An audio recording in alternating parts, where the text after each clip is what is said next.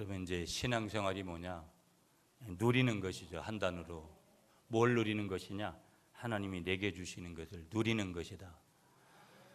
우리는 많은 사람들이 눌려서 사는 것을 보고, 아니 그 한 사람이 나라는 것을 우리가 부인할 수가 없습니다. 눌려 사는 것은 하나님의 뜻이 아니고요, 마귀의 뜻입니다. 사단의 뜻입니다. 우리는 하나님의 은혜를 누리며 살아야 될 줄 믿으시는 저와 여러분이 되시기를 축복하겠습니다.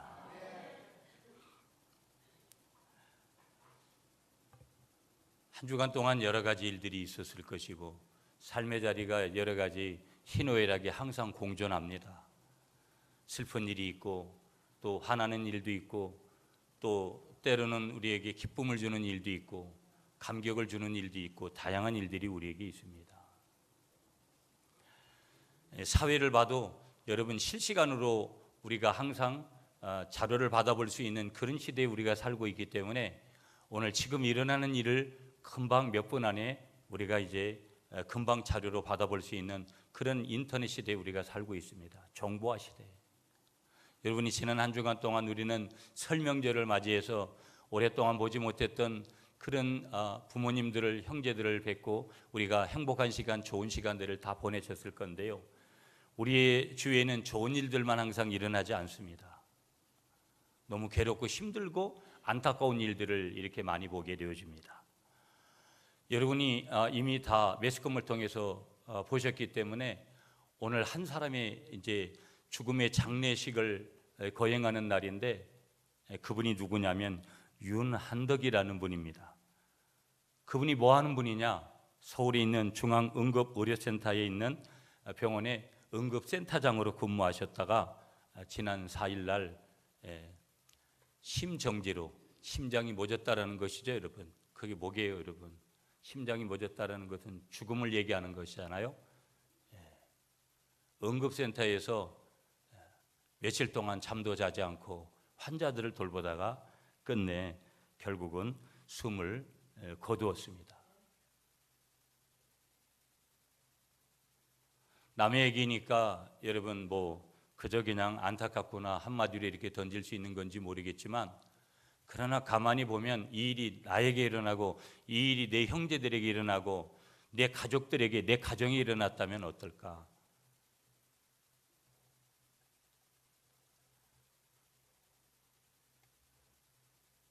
향년 51세. 51세는 나이라고 이야기도 안 해야 되는 그런 시대에 여러분, 한 사람이 한 생애를 마무리하게 되는 것이죠. 설교를 준비하면서 인터넷 자료를 보니까 여러분, 보건복지부에서 또 여러 가지 국가에 이바지한 그 공이 컸기 때문에 그 공로를 받아들여서 국가유공자로 지정을 추진하기로 했다. 뭐 된 것은 아니지만, 물론 이렇게까지 하는 것도 굉장히 중요하겠죠. 그러나 어떻게 우리가 생각해도 이것을 한 사람의 죽음의 몫으로 바꾸기에는 어떤 것으로도 찰 수가 없는 것이죠. 채워질 수가 없는 것이죠.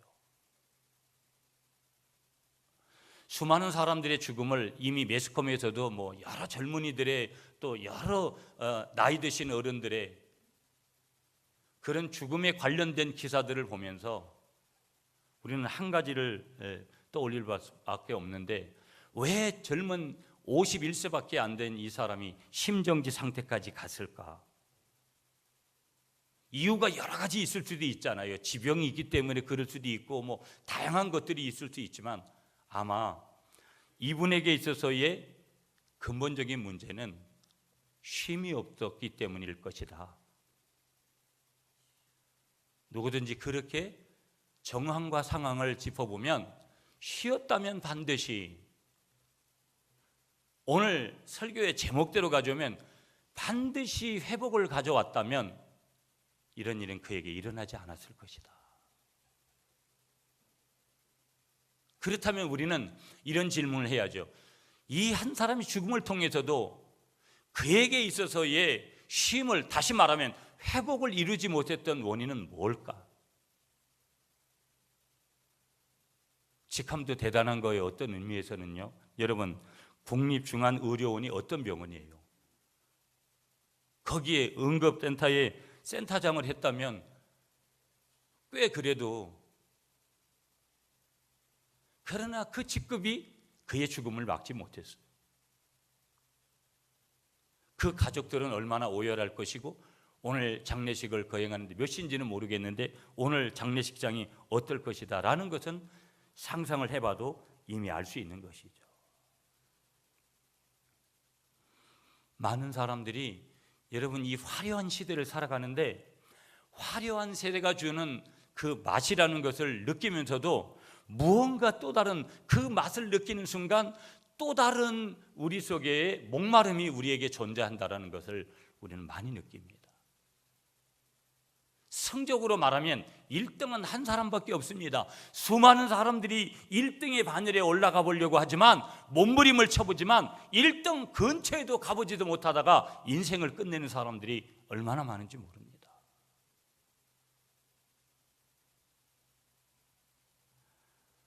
오늘 땀이 굉장히 나네. 오늘 찬양 인도를 하는 사람들이 기도가 좀 많이 필요한 것 같아.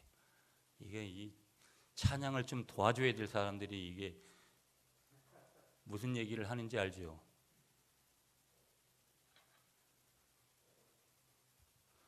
설을 보내고 왔는데 이게 땀이 안 나고 이게 에너지가 더 이렇게 팍팍 나와야 되는데 땀이 비적비적 흐르네. 제가 그러면서 여러분, 뭐 저희 교회도 잘 아시잖아요. 우리 장로님이 병원에 근무하고, 또 우리 장로님은 그 과 중에서도 왜 저런 과를 선택을 했을까? 인간적으로 보면 너무 안 좋은 과라고 생각해요. 인간적으로 보면, 안쓰러운 마음으로 보면. 그런 매우 중요한 여러 생명을 살리는 인체의 부위 중에서도 뇌를 관리하니까 아주 대단히 중요한 역할을 하는 건데, 늘 보면 여러분이 장로님 보시지만 근데 설교를 준비하면서 의사 선생님들을 새롭게 봐요.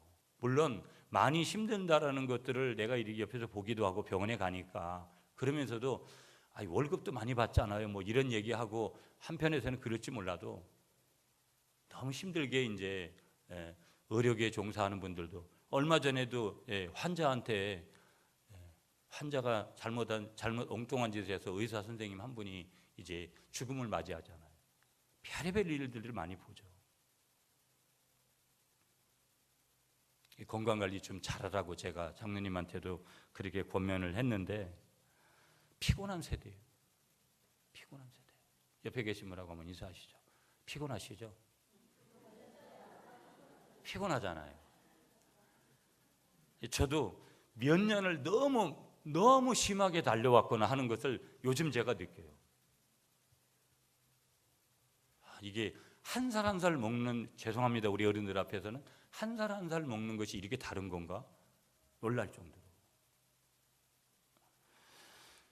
여러분, 탈진했다 이런 얘기들을 많이 되죠. 번아웃, 영어로는 번아웃이라고 그러는데요. 내가 탈진했다 이렇게 생각했다는 것은 뭐냐면, 무언가가 내 속 안에서 에너지들이 완전히 다 방전이 되어 있는 그런 상태를 갖다가 이 탈진한 상태라고 얘기하는 거거든요. 나를 좀 지탱해 줘야 될 그 에너지들이 적어도 50이면 50 이하로 내려가면 내가 지탱할 수 없는데, 50 이하로 게이지가 점점 내려와 있는 상태를 갖다가 탈진이라는 거예요. 더 정확하게 여러분, 이 탈진이라는 단어를 설명하면, 여러분 예전에는 뭐 다 형광등을 썼잖아요. 형광등이 이게 타버리는 거거든요. 다 타버려가지고 마지막에는 퍽 하고 소리를 내는데, 퍽 하고 꺼지면서 주위에 어두워지는 그런 현상하고 똑같은 게 번아웃, 탈진이라는 거예요. 그러니까 여러분, 내가 지탱하면서 무언가를 해왔던 사람이 어느 날 막 쓰러져 버리는 거예요. 몸살을 앓고요, 무언가가 이 내 몸 안에서의 균형이 잘못된 것을 느끼기 시작하고요, 정신적으로 여유가 없고요, 생각에 여유가 없고요.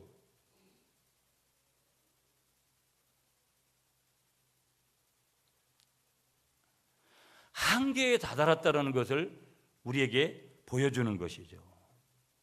그러면 이 탈진이라는 것이 우리에게 왔으면, 여러분 우리가 피곤하다 이런 단계에 우리가 놓여지면 결국은 그 탈질이라는 것은 뭐냐면 결과물이 어디에서 주어진 것이냐, 어디에서 이것이 온 것이냐라고 우리가 진단을 해보면 만성적인 스트레스에서 온 결과라는 거예요.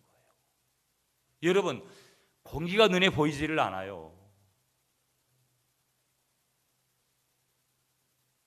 우리가 스트레스가 눈에 보이지 않습니다. 보이지 않는다면 끌어내릴 거 끌어내리고 던져버릴 거 던져버리고 잘라버릴 거 잘라버리겠는데 그렇지를 못하겠는 거예요.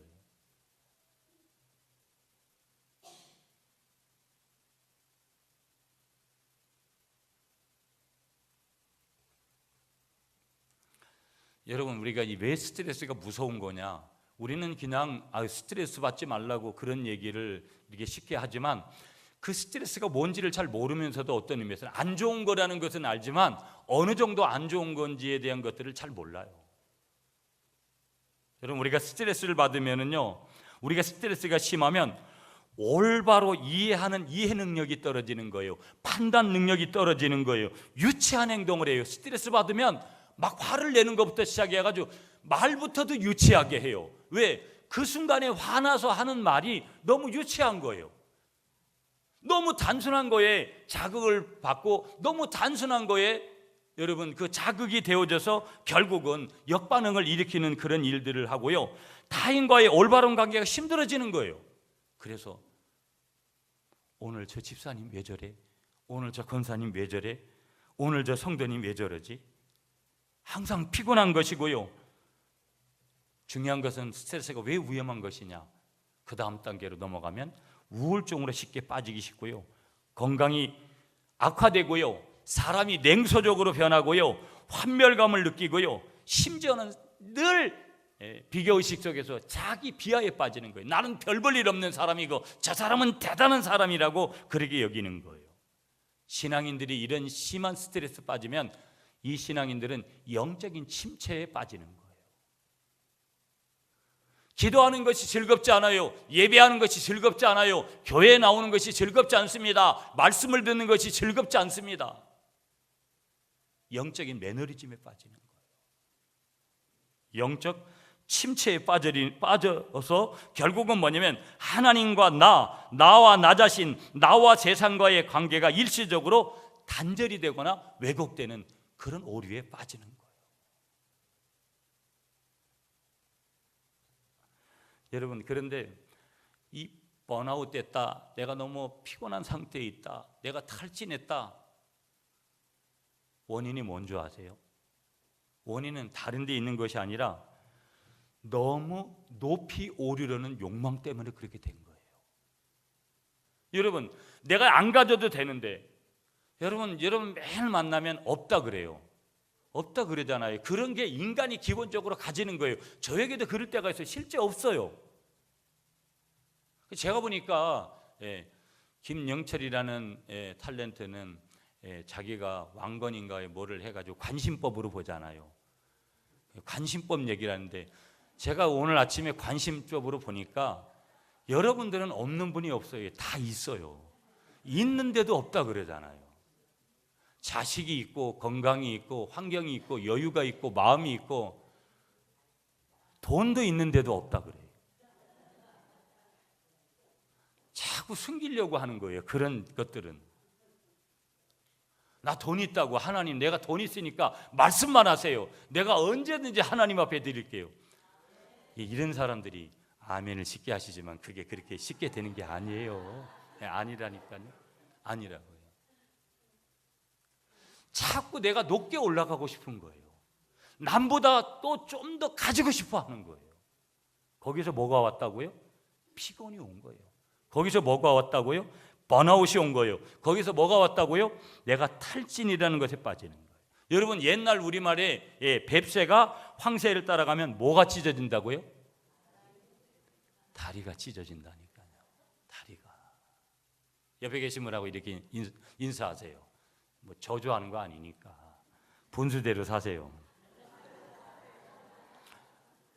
여러분, 뱁새가 황새를 쫓아가면 다리가 찢어진다는 말은 뭐냐면 힘겨운 짓을 하면 해롭다는 거예요.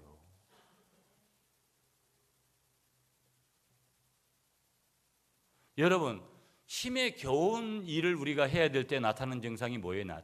내게 나타나는 것은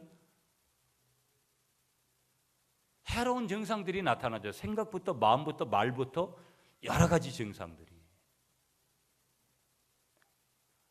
여러분, 항상 자족하는 마음, 성경대로 말씀드리면 스스로 만족할 수 있는 이 마음이 행복의 첫걸음이라는 것을 믿으시는 여러분이 되시기를 축복합니다. 여러분, 예수 믿는 사람들이요, 도리어 예수를 믿기 때문에 그런 번아웃에 빠지지 않고 스트레스 받지 않고 피곤한 자리에서도 피곤하면 벌떡 그렇게 일어나야 되잖아요. 근데 일반적인 사람보다도 더 스트레스를 받는다라는 거예요. 이유가 뭔지 아세요? 예수 믿는 사람들은, 여러분이 여기 왜 왔어요? 기독교는 철저히 한편에서는 기복적이잖아요. 복 받으려고 왔잖아요. 벌써 눈이, 여러분이 손이 벌써 하나님 오늘 뭐 안 주시나 하고 이러잖아요. 그러니까 예수 믿는 사람들은 기대치가 커요. 기대치가 크다니까요. 나쁜 거 아니에요, 여러분.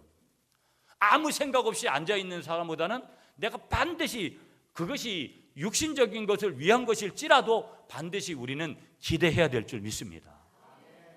그렇기 때문에 높은 기대치를 가지는 거예요. 그렇기 때문에 뭐예요?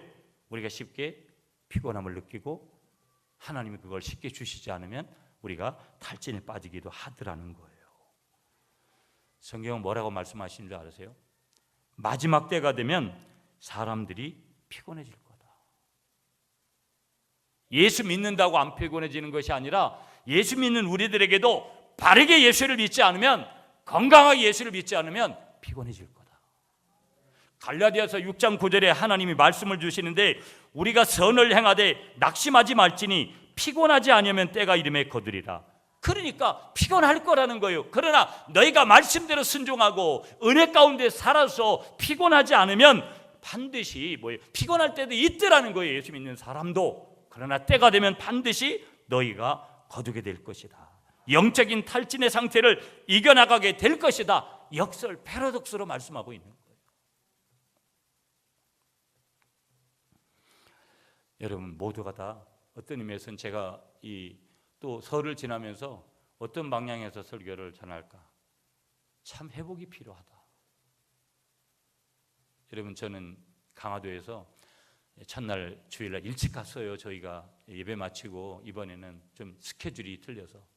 그리고 이제 우리 장모님이 혼자 계시니까, 물론 우리 두 처남들이 또 살피지만 저희들보다 항상 늘 살피고 그러시는데, 그래도 서울 처갓집에, 원래는 이제 서울 처갓집에만 가는 스케줄이에요. 이번에는 동계 때는. 그런데 저희 어머님이 이제 수술을 하셔서 강화도에 강화병원에 계시니까 이제 주일에 가서 장모님 뵙고 월요일 날 강화도로 갔어요. 펜션을 아주 비싼 가격에 빌려서 제 동생 집에 조카들하고 또 식구들하고 11명이 저희 아버님하고 이렇게 하루를 보내고 설날 다시 서울에 와서 하룻밤을 자고 수요일 날 오게 됐어요.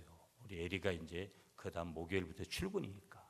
그런데 저희 아버지가, 여러분 우리 가정의 약간은 조금 그런 내용의 그런 내용인데, 저희 아버지가 80세신데 눈물을 흘리시는 거예요.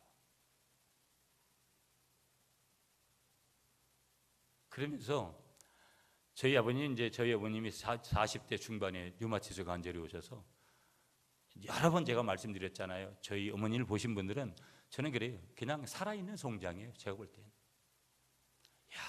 한 여인의 인생이, 죄송한 표현이에요, 여러분, 어떤 의미에서는 저렇게 기구할 수 있는 건가?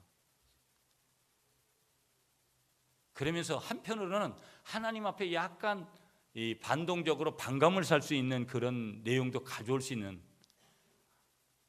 제가 저희 아버지의 마음속에서 그런 것을 읽고 그분이 눈물을 흘릴 때 가슴이 한편에서는 찢어질 것 같더라고요.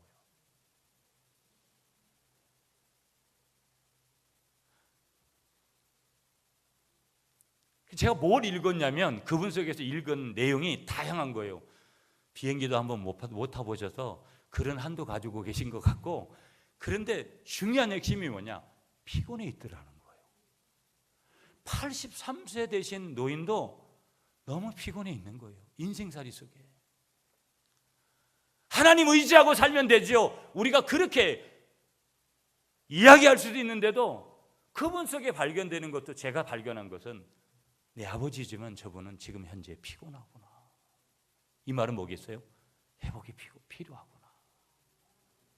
옆에 계신 분한테 이렇게 인사하세요. 회복이 필요하시죠? 자, 여러분 오늘 본문으로 가볼까요? 오늘 본문 14절을 읽어주세요. 14절 말씀 다 같이 시작.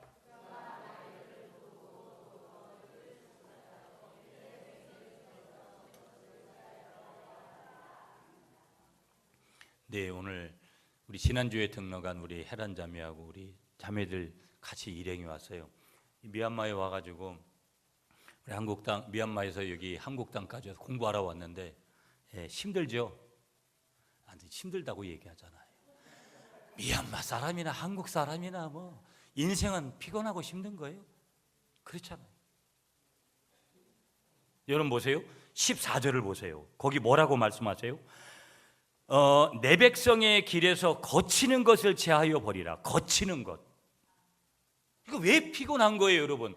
거치는 것 때문에 피곤하잖아요. 여러분, 우리가 운전할 때 보면은 여러분 항상 가다 황색병에 걸리고 빨간불에 걸리고 있어요. 짜증나요. 지금 막 빨리 급하게 가야 되는데 이게 안 열리는 거예요. 열려라고 빨리 그려드리면 그게 시간이 돼야 열리잖아요. 인생에 그런 거치는 것들이 얼마나 우리에게 많은지 몰라요.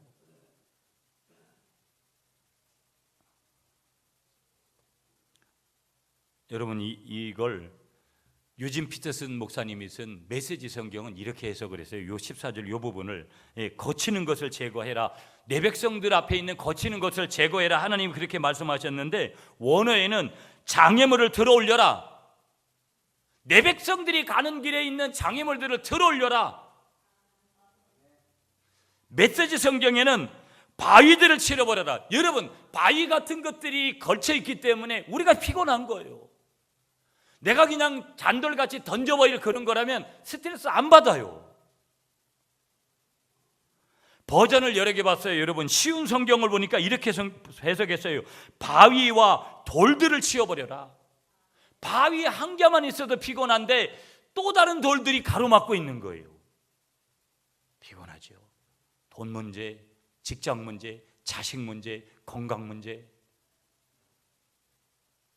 현대인의 성경 보니까 이렇게 했어요.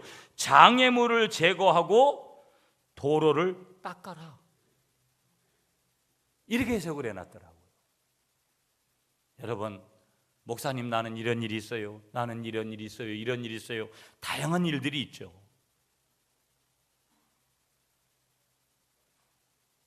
이런 거치는 것들이 있구나. 이런 피곤함이 있구나. 그러면 우리는 회복을 받아야 되는데 결론은 하나님이 우리를 회복하시는데 아멘이시죠? 그런데 나에게 있어서의 문제는 뭐냐? 오늘 정확하게 우리에게 말씀하시는데 여러분 오늘 본문 11절 말씀을 먼저 갈게요. 오늘 우리가 읽지 않았어요. 11절 말씀 다 같이 57장 11절 시작. 내가 누구를 두려워하며 누구로 말미암아 놀랍게 거짓을 말하며 나를 생각하지 아니하며 이를 마음에 두지 아니했느냐? 내가 나를 경외하지 아니하면 내가 오랫동안 잠잠했기 때문이 아니냐? 여러분 거기 무슨 얘기예요? 한마디로 말하면 나에게 있어서 문제는 뭐냐? 죄라는 거예요. 죄. 여러분 17절을 보겠습니다. 17절 말씀 다 같이 시작. 그의 탐심의 죄악으로 말미암아. 아멘. 여기까지 시간 없기 때문에 그 죄악의 중심에 뭐가 있다라는 거예요? 탐심이 있다라는 거예요. 탐심. 그러면 내가 가지고 있는 지금 오늘 번아웃의 근본적인 문제가 뭐냐? 죄라는 거예요. 여러분. 더 정확하게 말씀드리면 이스라엘 백성들에게 하나님이 지적하시는 메시지는 뭐냐? 우상숭배한 죄. 여러분 우상숭배라는 게 뭐예요? 한마디로 정의를 하면 하나님보다 더 사랑한 것은 다 우상숭배예요. 그러면 목사님 나는 우상숭배 안 했습니다. 죄송하지만 저도 했는데요. 죄송하지만 여러분이 우상숭배 안 한 분 제가 볼 때는 아무도 없어요. 그러니까 오늘 내가 번아웃된 근본적인 원인이 뭐라는 거예요? 그 속에 뭐가 자리했다라는 거예요? 탐심이 있는데 탐심은 뭐예요? 죄라는 거예요. 더 정확하게 말씀하면 또 다른 측면에서 뭐예요? 어떤 죄라는 거예요? 우상숭배한 죄.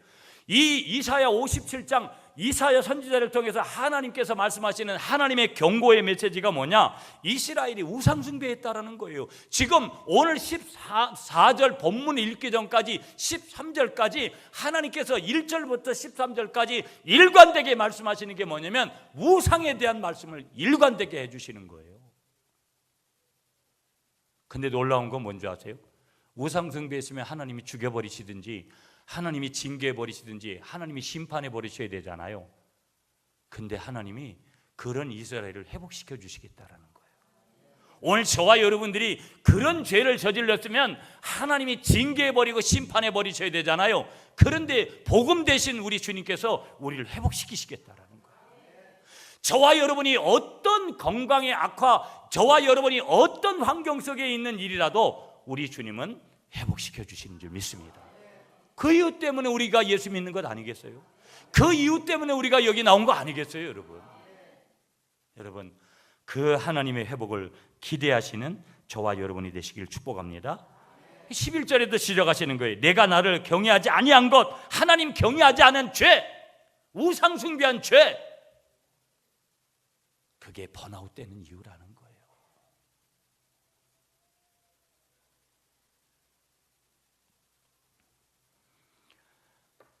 하나님처럼 우리가 행동하려고 하는 것이죠.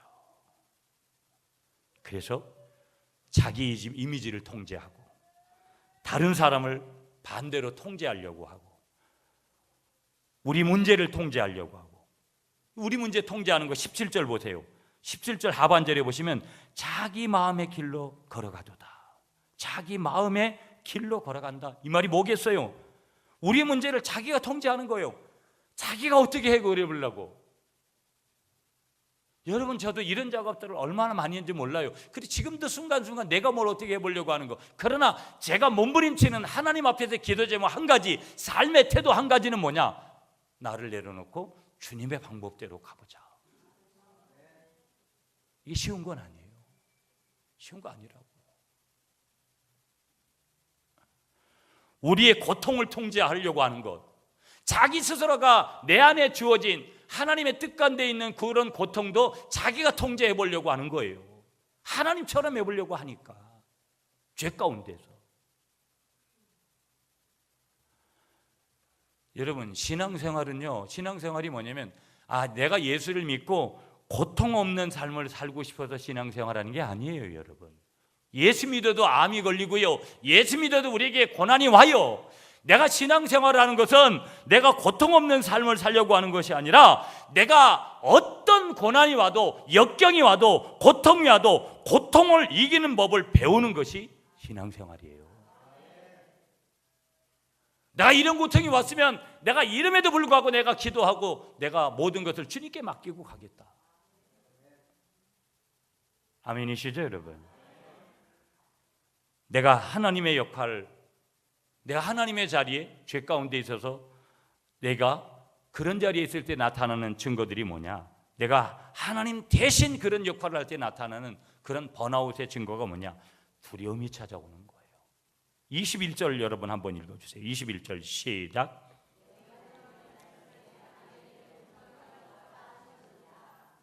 여러분, 거기 뭐가 없다 그랬어요? 평강이 없는 거예요.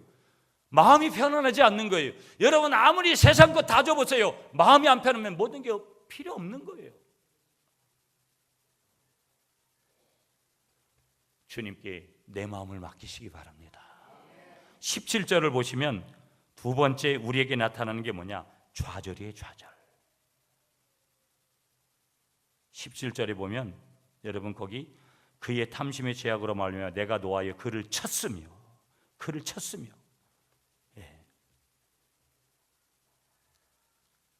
좌절.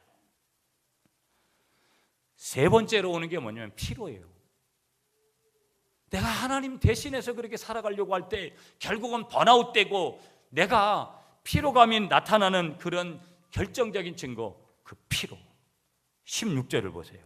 내가 영원히 다투지 아니하며 내가 끊임없이 노하지 아니할 것은 내가 지은 그의 영과 혼이 내 앞에서 피곤하지 할까 함이라. 피곤할까 함이라. 여기 제가 여러분 쉬운 성경이나 이런 성경 보면 마음이 슬프고 겸손한 사람이다 15절에 나온 대로 기운 잃고 풀 죽은 자들과 함께한다. 하나님께서 그렇게 말씀하시면서 결국은 하나님이 함께 하시지 않을 때 결국은 어떤 일이 벌어지냐? 피로감이 주어진다. 20절에 여러분 보시면 성경을 읽지 않을게요. 20절은 결국은 그래서 실패하고 만다. 실패하고 만다. 자, 그렇다면 오늘 이제 시간이 많이 갔기 때문에 오늘 우리가 이 회복이 가장 핵심은 회복이에요. 그렇다면 오늘 하나님께서 우리에게 말씀을 주시는데 결론적으로 이런 말씀은 여기 복음이에요. 이게 복음인데 여러분 오늘 18절 말씀을 읽어주세요. 18절 시작.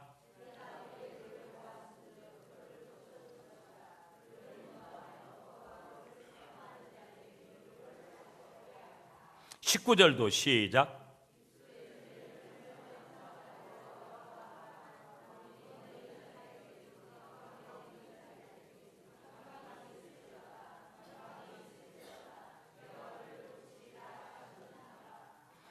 아멘.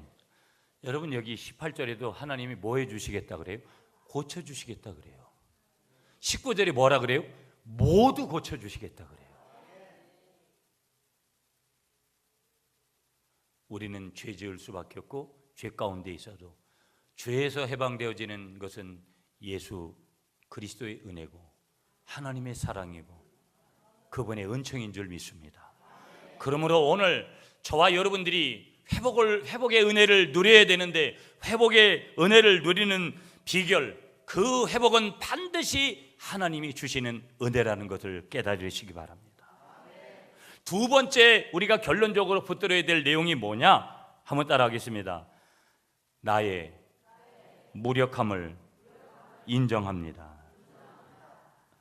여러분 12절 말씀도 마찬가지로 15절 말씀도 우리에게 주시는 메시지가 뭐냐? 나의 무력함을 인정하면서 내가 고백해야 될 게 뭐냐? 한 단어, 중요한 단어, 회개. 옆에 계신 분하고 이렇게 인사하시죠. 주님 앞에 회개하시죠. 여러분 그게 나쁜 인사가 결코 아니라는 거예요. 회개하라는 거예요. 여러분 제가 요즘도 그런 회개 기도 많이 해요. 회개 기도를 많이 한다고요. 여러분들도 회개 기도를 많이 하시기 바랍니다. 회개해야 돼요. 하나님보다 더 사랑했던 거, 지금도 여전히 하나님보다 더 사랑하고 있는 거, 그것이 무엇이 됐든 간에 한번 따라하겠습니다. 예수가 보이면, 복음이 보이면, 십자가가 보이면 무조건 삽니다. 아멘이시죠? 여러분 여기 오늘 말씀을 통해서 가장 중요하게 회개하면서 뭐 하라는 거예요? 토해내려는 거예요. 내 안에 잘못된 것이 하나님이 원하시지 않았던 것들이 생각 속에 마음 속에 자리하고 있었던 것을 토해내라는 거예요. 거기 이 12절 15절에 통회하고 우상 숭배하면서 하나님보다 더 사랑했던 것 내 안에서 회개하면서 토해내라는 거예요. 그래야지 내게 뭐가 임한다라는 거예요? 회복이 임한다라는 거예요. 아멘이시죠 여러분? 아멘이시죠? 21절과 21절에서 경고의 메시지가 뭔지 아세요? 끝까지 회개하지 않는 자들에 대한 경고예요. 끝까지 회개하지 않는 사람은 뭐예요? 내 하나님의 말씀에 악인에게는 평강이 없다. 악인은 평강 없다. 회개하지 않는 사람에게는 평강 없다. 하나님께서 잘라 말씀하시는 거예요. 한번 따라하겠습니다. 하나님 안에 참된 치유와 위로가 있습니다. 18절 19절 하나님이 치료하신다. 하나님이 고치신다. 한번 따라하겠습니다. 치유는 회복은 나를 위한 하나님의 뜻입니다. 여러분 오늘만 삶이 힘든 거 아니에요. 내일은 어떤 일을 만날란지 이보다도 더 큰 바위가 우리의 인생길을 가로막을란지 아무도 몰라요.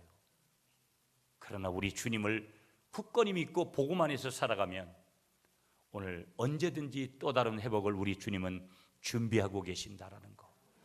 나를 위해서 준비하고 계신다라는 것을 믿으시며 이 하나님의 은혜 가운데 고침받고 이 하나님의 은혜 가운데 치유받고 이 하나님의 은혜 가운데 다시금 회복을 받고 돌아가시는 여러분이 되시기를 축복하겠습니다.